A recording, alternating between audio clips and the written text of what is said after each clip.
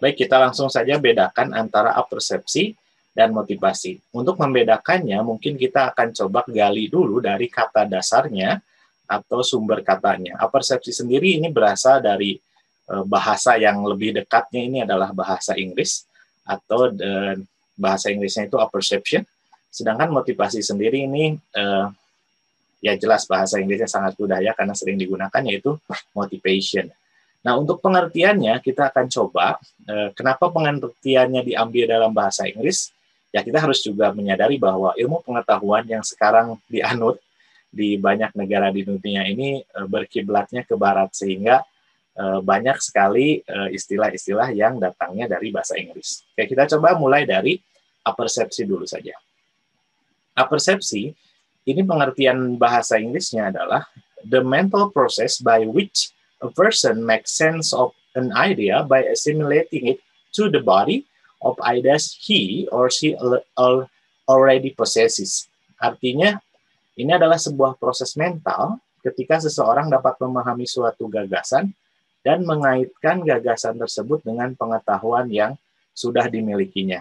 Atau, untuk menyederhanakan pengertian ini, kita dalam bahasa Indonesia punya satu istilah yang entah artinya apa gitu ya, tapi istilahnya adalah ngeh, ya, ngeh.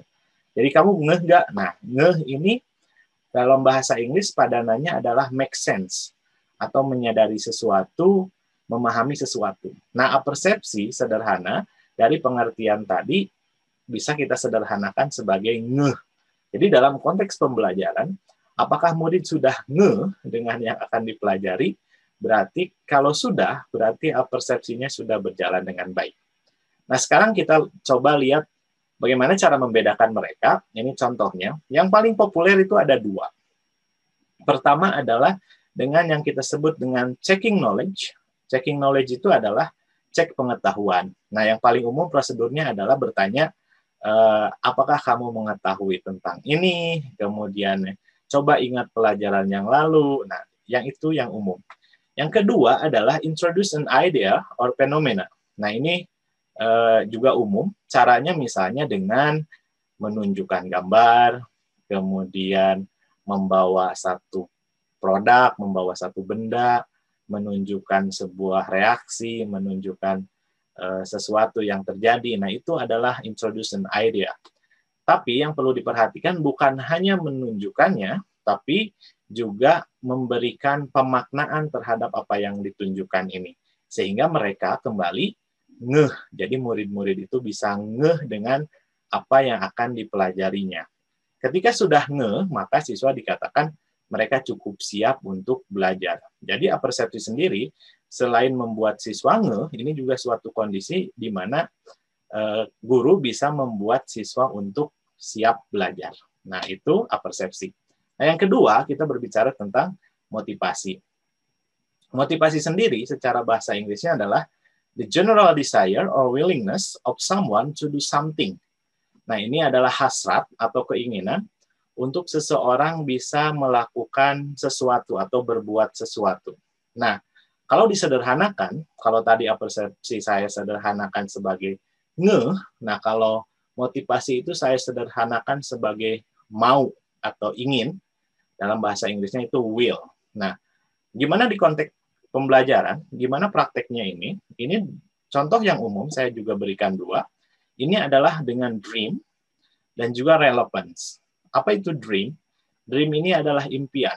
Jadi ketika murid mempelajari sesuatu, diberikan konteks dream-nya, ini bisa membuat mereka termotivasi. Contoh konkret seperti ini. Mungkin pelajaran matematika atau pelajaran fisika itu tidak disukai murid-murid.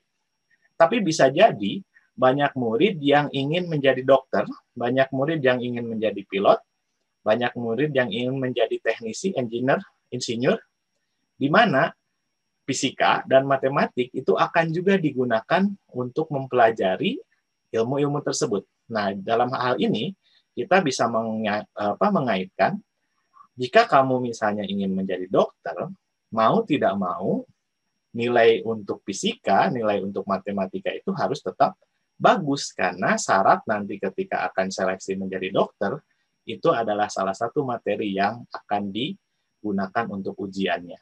Nah, itu konteks dream. Yang kedua, ini konteksnya adalah relevance. Relevan itu adalah relevansinya atau kaitannya dengan kehidupan nyata. Kadang murid itu tidak mau belajar karena dia tidak menyadari relevansinya atau konteksnya untuk kehidupan nyata ini seperti apa.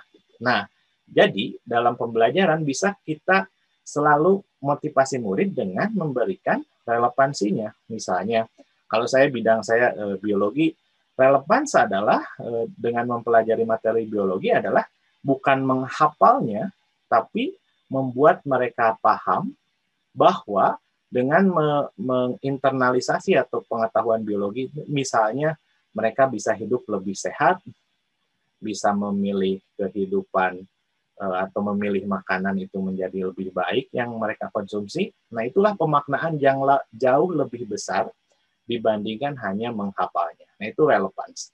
Dan untuk konteks materi pelajaran lain, relevannya silakan dikaitkan oleh pelajaran masing-masing. Seperti itu. Jadi, kalau saya boleh rangkumkan dari dua hal ini secara sederhana adalah apersepsi itu membuat murid ngeh, sedangkan motivasi itu membuat murid mau dan terjaga untuk tetap belajar yang sedang kita pelajari. Seperti itu saja.